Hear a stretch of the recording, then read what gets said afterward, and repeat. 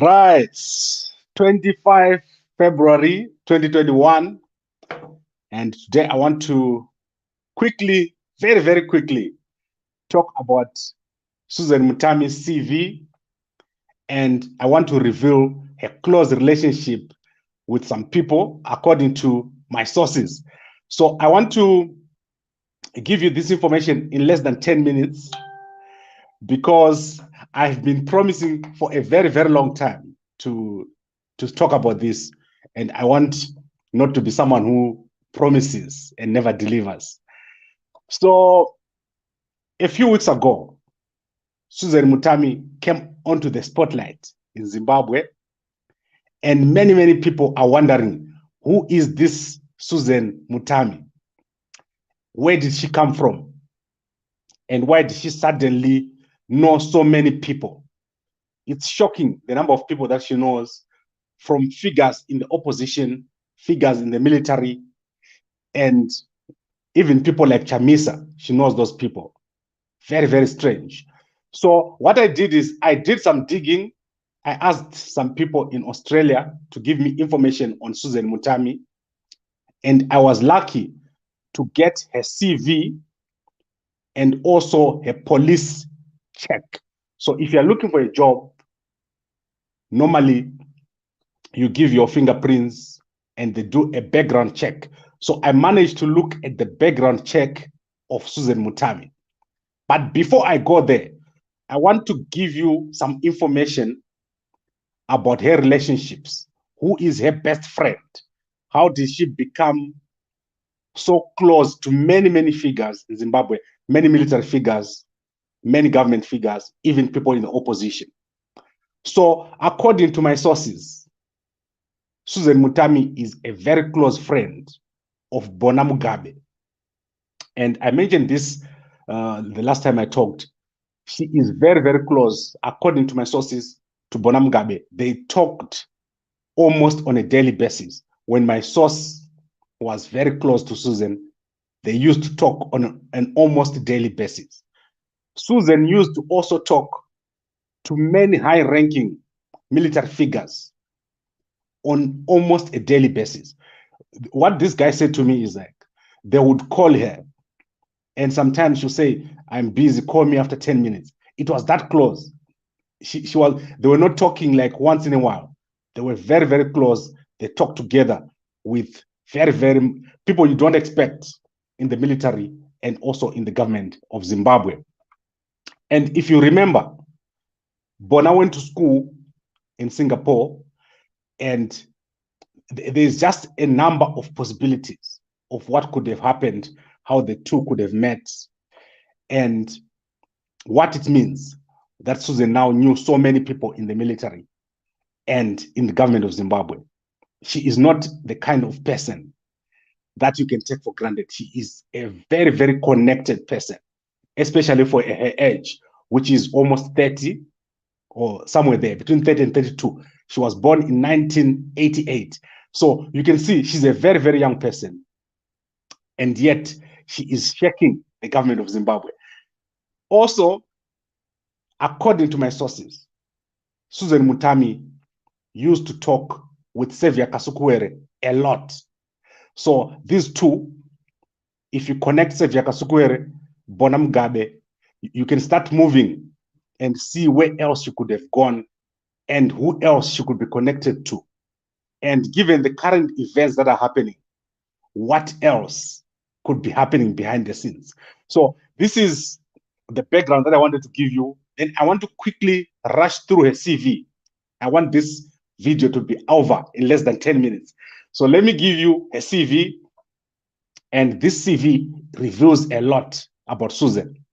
So let's start with her work history. And as I said, I don't know how she met Bona.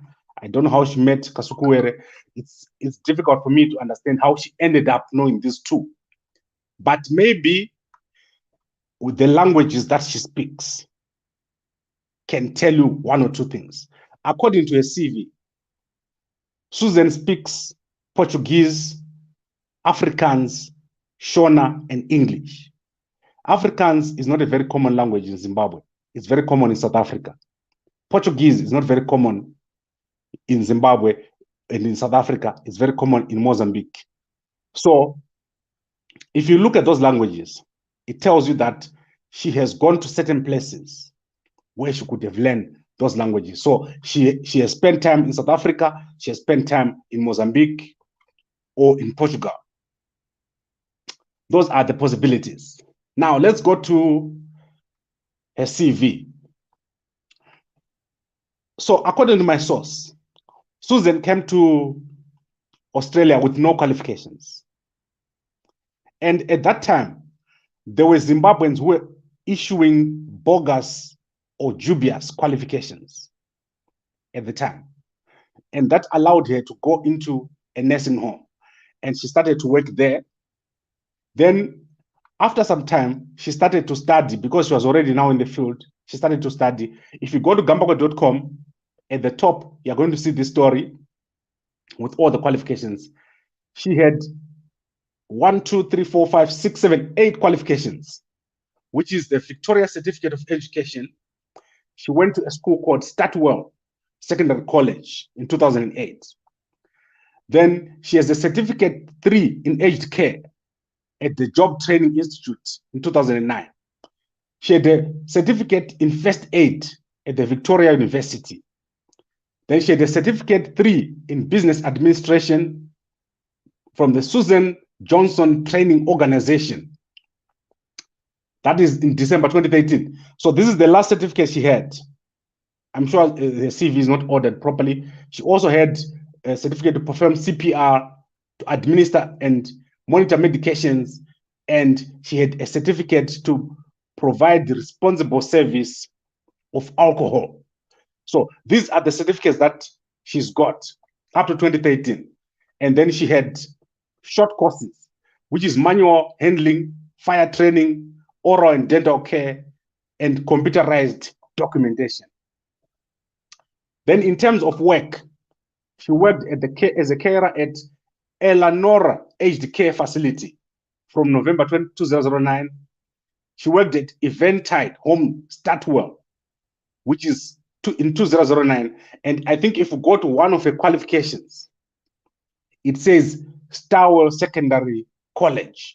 And then if you look at the work, if the place she worked, it's Eventide Homes Stawell. So I don't know if that is an area or what she was doing there.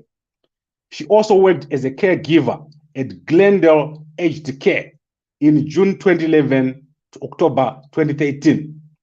So if you look at this, she was studying Certificate 3 in Business Administration while she was working at Glendale Aged Care.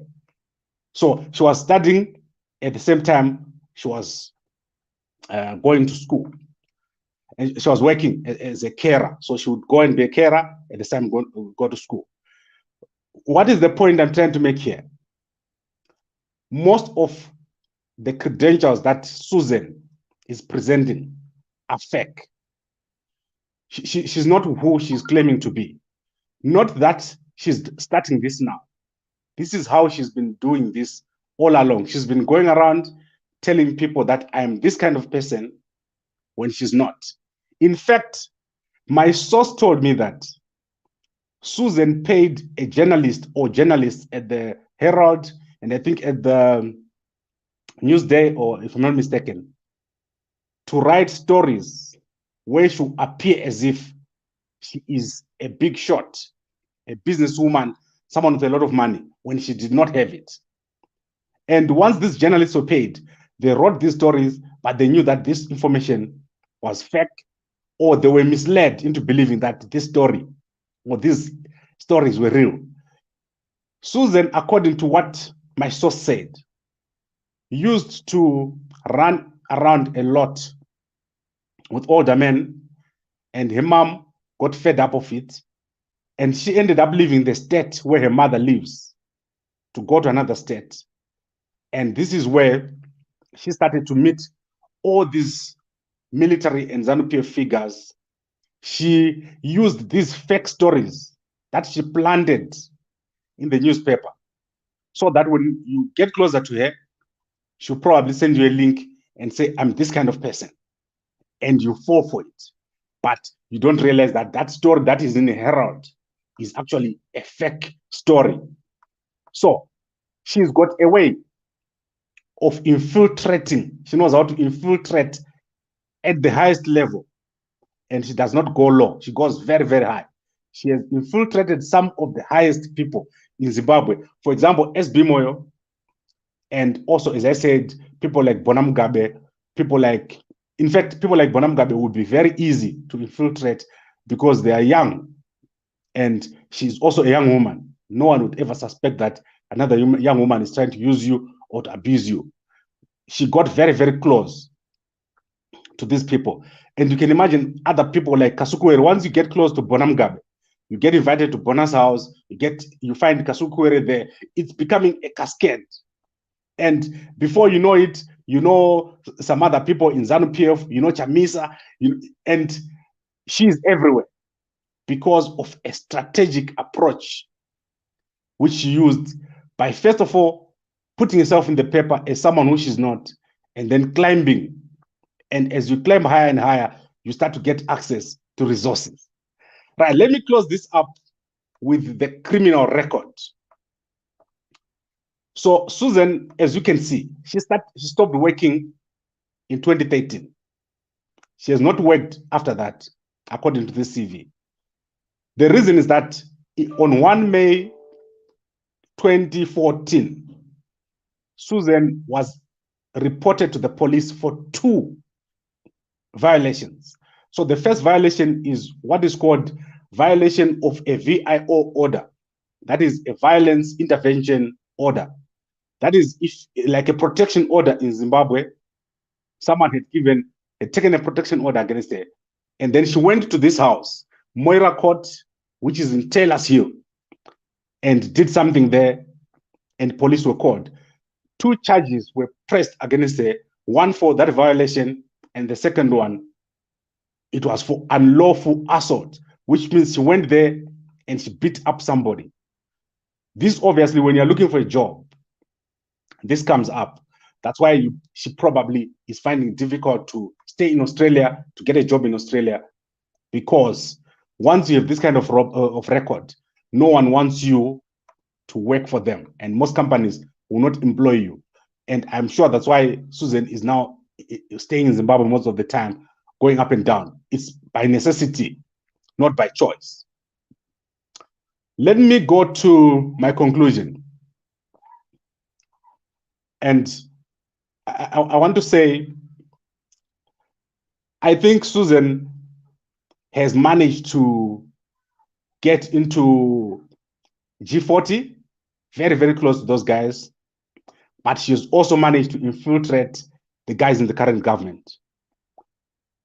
If what I'm thinking is correct, it means she has a lot of information about both sides. So what she said about the bombing, when she was talking to Themba Mliswa, and all the other information that she's revealing about Kasukuwere, it means something.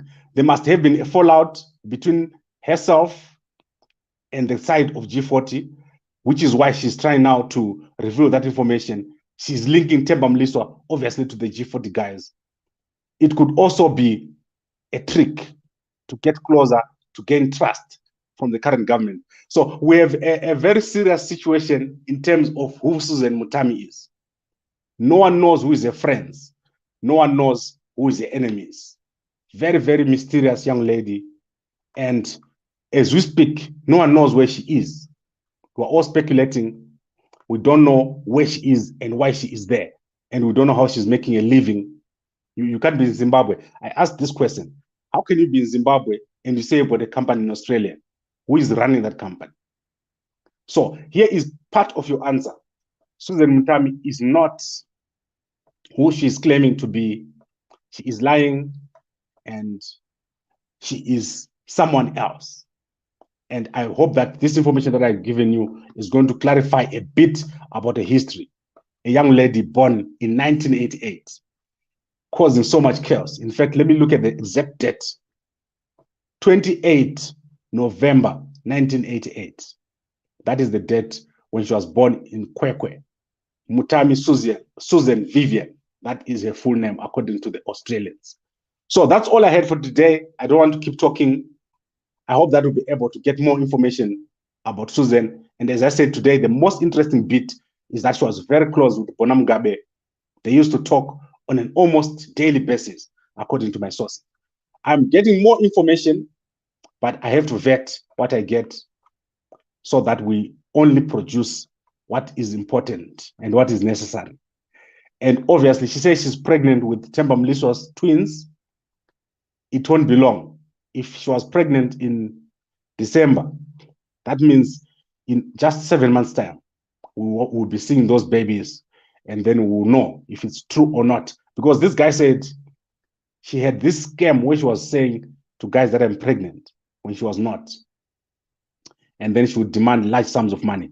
And this was in Australia. This guy said this to me. This is what she used to do. Right. I want to end this here. I don't want to keep talking. So thank you very much for watching. I'll be back tomorrow. Let's see if we can get a guest. If we don't get a guest, let's talk about the situation that is developing in the MDC alliance. Nelson Chamisa totally losing control of the situation. It's chaos. We posted this a few weeks back, that Chamisa is losing control of his top team. Let's dig a bit deeper into it. Why is Chamisa losing control of his top team, and what is happening to the opposition in Zimbabwe? Let me look quickly at the comments. Gambakwe, nobody's perfect. We all have skeletons. Austin, Gambakwe, you're biased. Matchi, but what has Vikanu ka iwe? I've just told you what I know. I don't think that's all there is to her. As I said, she is more than we can handle, and she's 30. So then, for whom are we having this, Abel? This information is for public interest, so that people know who Susan Mutami is. Co-fertilizer, okay, I don't understand. Right, so I think here, Saka government, you shake one man akaita sa Susan sure. I think personally you're asking a great question. This Susan is so mysterious. She's done so much. She has like totally changed the whole narrative in Zimbabwe over the past 2 months. And she is going to do more. There's going to be more. So let us bring this to an end. And let's talk again tomorrow. Good night, and thank you very much for watching on our 3 channels. Gambakwe Media, Zimbabwe Postgraduate Network, and Gambakwe YouTube channel. We're trying to bring back some of our old channels. So let's talk again very, very soon. Thank you very much.